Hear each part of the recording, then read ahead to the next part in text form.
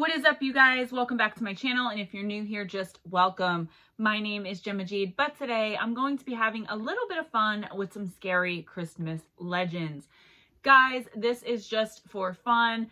Some of the facts may be wrong. This is not something that I researched like I always do. It's just kind of a fun Christmassy video. So Merry Christmas. If you don't celebrate Christmas, I apologize, but I'm sure you can get a kick out of this too and just have some fun with it. Fun, fun, fun, guys. That's the theme of the video. Well, here we are, my gemstones. It seems as though Christmas is upon us, and honestly, I can't believe it's here already, right along with 2022. This season's a time for celebrating with family and friends, gift giving with loved ones, and a warm and gentle fire going while the kids gather around with their hot chocolate, listening to Christmas music, or in my house, watching A Christmas Story over and over and over again while it plays for 24 hours on whatever that awesome channel is that does that every single year in the United States. However, I'm Gemma Jade, this is my channel, and I always like to do things a little bit differently. Therefore, there will be no Maids a Milkin' or Lords a Leapin' in this video today.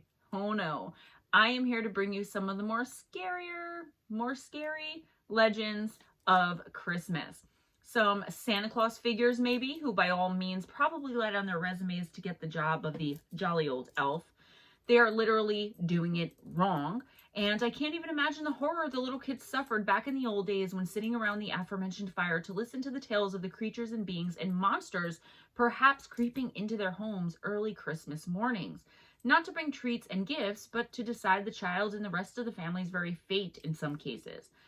Let's start off with a legend I am all too familiar with, as I heard stories of her growing up from my maternal grandmother. It's a bit confusing, as the way I heard it, she was a Celtic goddess, but the more I research, the more I find my beloved grandmother might have been wrong. Here it is, guys, the 12 slayers of Christmas. Keep in mind, this is just for fun and not for educational purposes, so my research was less than extensive. Just calm down and have a good time, okay? Number 1, Perchta, goddess who came about during Alpine paganism in the Middle Ages. She could be called a kind of traditions police, as she went around making sure all of the traditions of the old days were being upheld properly in the homes that she visited. I guess technically the old days had old days too, so even way back in the Middle Ages kind of makes sense. She would roam around during the 12 days of Christmas, and the 12th day especially, as this is when she made most of her visits. She would sneak into the homes all along and up and down the frozen countryside. She focused on specific occupants of the homes too, mainly the children and servants, and if she felt they had behaved and worked hard all year, she would reward them by quietly leaving a silver coin in one of their shoes. Thanks. However, if they had been lazy or if they constantly misbehaved, she would sneak in and slit their stomachs open while they slept and replace the guts with straw and pebbles. All a little girl had to do to get her death sentence was not spin all of her flax or wool for the season by the time Perchta showed up. Think about it. She basically turned these little kids and workers into stuffed dolls themselves. I wonder if she left them under the tree with a little bow. Also, if you ate anything other than the traditional fish and gruel on feast days, you were up for grabs. Basically, anything you did that wasn't traditional, you were getting the knife. Number 2, the Greek Goblins. No, not the Green Goblin, even though he is awesome. I'm talking about Greek Goblins because, hey, what would a scary story on my channel be without some sort of fae being? Allegedly, these little monsters lived underground for the entirety of the year, except when the 12 days of Christmas rolled around. Most versions of this particular Christmas legend had these fairies being more annoying and mischievous than anything else. They pull little pranks with the Christmas decorations and things like that. However, the Turkish legends are a bit different and a lot more horrifying. In Turkey, these goblins hang out at night in the street and ask random questions to just as random passerby. If the passerby gets the answer wrong, hint, the answer is always the word black, they're slaughtered right where they stand, right in the street. If they answer correctly, which they hardly ever do, because remember what great wordsmiths all fae are, including goblins, they're let go, but only for these little devils to return some later time when it's freezing cold out, and they would imitate the voices of the person's loved ones calling into the cold, dark night for some kind of help. They lure the person out in the hopes they will be lost and freeze to death. What fun! Number 3, the Christmas werewolves. The Pricolici, and I'm probably pronouncing that wrong, are Romanian werewolves of ancient lore, and they love Christmas. They love to roll around in the snow, as most wolves and even dogs do. But that's only when they aren't slaughtering people. Their uniqueness stems from the fact that they don't make another werewolf by biting their victims. I don't really believe werewolves make other werewolves by biting their victims either, but this was like in 4 or 5 different topics that I researched about these werewolves. I thought it had to be some curse or spell, but moving on. Oh, and also, they're hairy, reanimated corpses of evil men who've committed violent crimes in their lives. They have this incredible and unquenchable thirst for blood even after their deaths, and so they become these werewolves. They just rip apart their victims limb from limb, and some legends say that they are most active during the 12 days of Christmas. The thing is, they can't be killed on the first try. The first time they are killed, they aren't werewolves anymore, but turned somehow to vampires. And then the third time, when they're killed as vampires, stakes through the heart, head chopped off, burned, whatever. This is the way they are finally gotten rid of. Third time is the charm, and this is when their souls go to hell. This one I really don't know about, guys, but I'll leave you with a reminder that werewolf activity is said to increase during the Christmas season. Perhaps roaming the woods and checking in on sick grandmothers with irresponsible and perpetually late granddaughters running around in little red capes everywhere. But see what I did there? Number 4 are the Yule lads of Iceland, and they're sometimes called the Christmas lads. Nowadays, as is usually the case, just ask the Brothers Grimm, a lot of the tales I'm recounting for you today have been changed into some Disneyfied version of the original, lulling us into a false sense of security and actually giving these terrifying legends more room to strike as they catch most of us off guard. This is one such tale, albeit a much milder example. In modern times, these Christmas or Yule lads mainly take the place or work right beside Santa, doing only good and making sure all the little boys and girls' presents arrive intact and on time. However, these lads are said to be the sons of 2 mountain trolls, again with the Fae. I swear I didn't do it on purpose, and they would terrorize the little children of the land if they had been naughty throughout the year, mainly with annoyances and pranks, but still, wait until you hear this one. Now, each of them had a different name, which basically coincided with what they did or what their job of terror was. My Icelandic is a bit rusty, so here are the English translations to the very best of my ability. Sheepcoat harassed the naughty sheep. Gollygawk hides in gullies to sneak into the cowshed and steal all of the milk. Stubby, he's named that because he's the shortest one, guys, okay? Get your mind out of the gutter. He steals pans and eats leftover crust, so I guess it's like pie pans. A literal spoon licker, why am I not surprised? Pot scraper steals the leftover from pots. Bowl licker, so disgusting and also obvious. Door slammer likes to wait until the middle of the night to do his little game and scare the little crap out of everyone in the house. Skyr gobbler loves Icelandic dairy products and will do whatever it takes to get his grubby little hands on some. Doorway sniffer uses his giant nose to sniff out more food. Meat hook uses a hook to steal meat. And then there's sausage swiper, window peeper, and candle stealer. I'm going to gloss right over window peeper here because, you know, trying to keep it PG. But wait. Can we just go back to doorway sniffer here? Like, what the actual F? I wonder if he has another sniffing hobby in the house. Lock your personals up, ladies. The door sniffer has arrived. I just said I'm keeping it PG.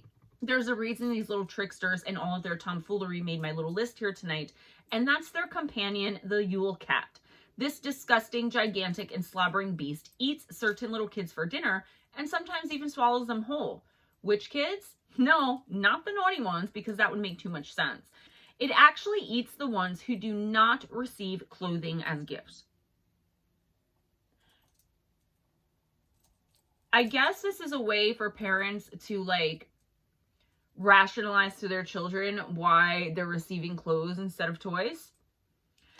Number 5 is Krampus. Well, here is one that I'm sure most of us here have heard of one legend or another about, and it's the infamous Krampus legend. With horns, fangs, and I'm pretty sure a split tongue, this guy could literally be our modern version of Santa Claus's evil twin. Most people know Krampus to be from Germany, but his legend stretches even further than that. He's also said to haunt the lands of Austria, Croatia, the Czech Republic, Hungary, Slovenia, and northern Italy. Jolly old St. Nicholas is mainly focused on doing good for the good children of the world. Krampus, however, is focused on the bad ones.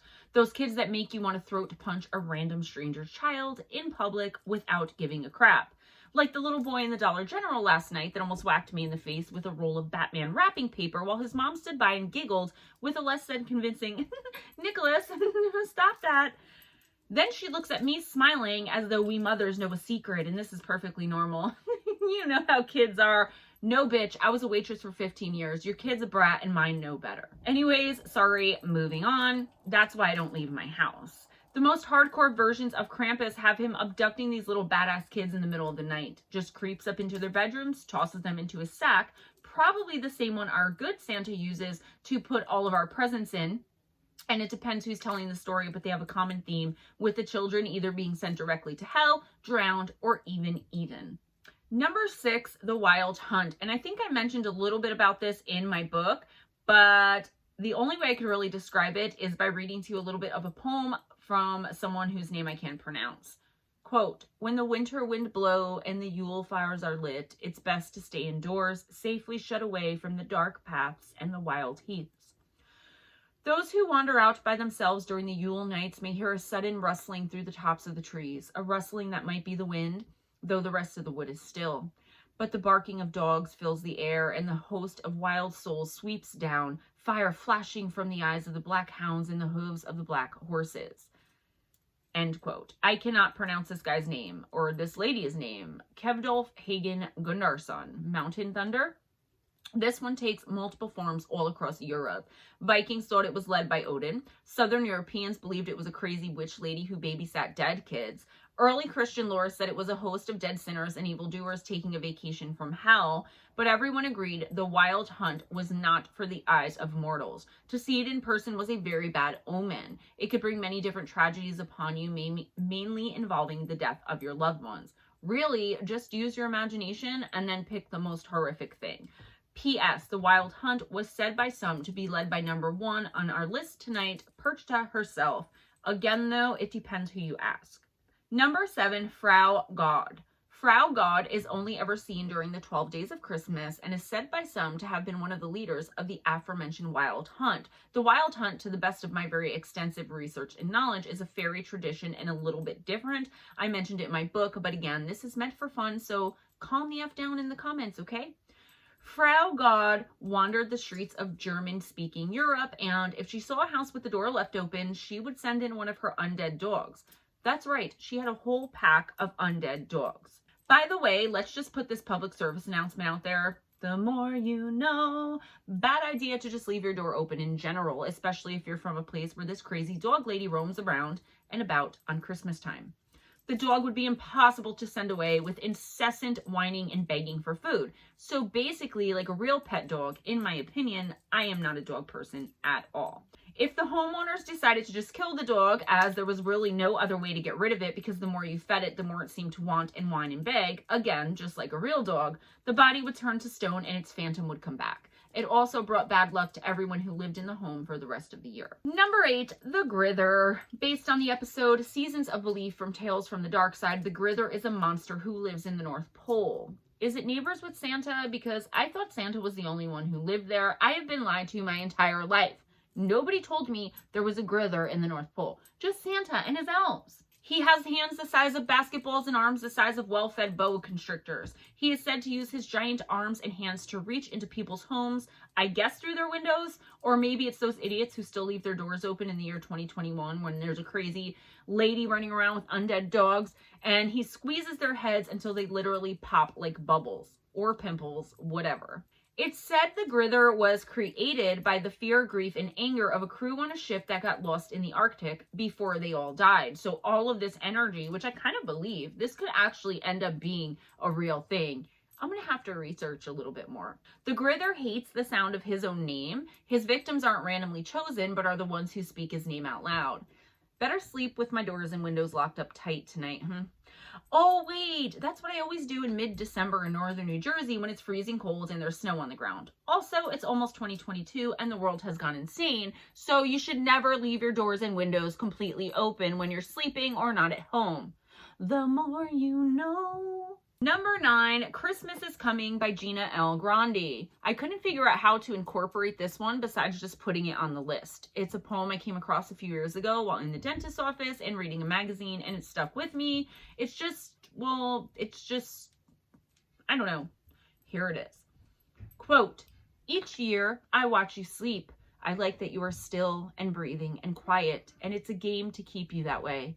Sometimes I'll move closer, carefully, running a finger across your sleeve, touching my tongue to your hair, letting my beard brush your forehead. If I think you won't wake, I'll open a drawer.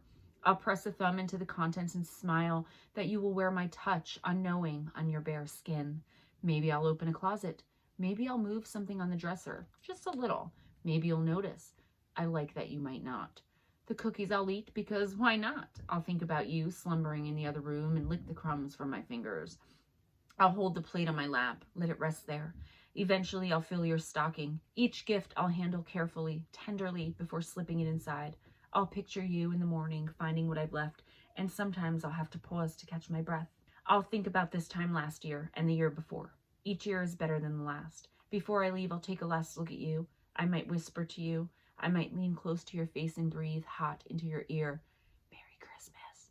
See you next year. Ho, ho, ho.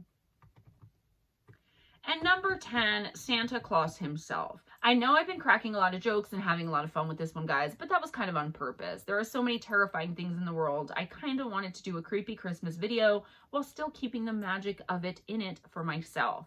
See, I was reignited this year when my toddler, who's now 3.5, is having his first year where he actually understands about Santa and gifts and Christmas.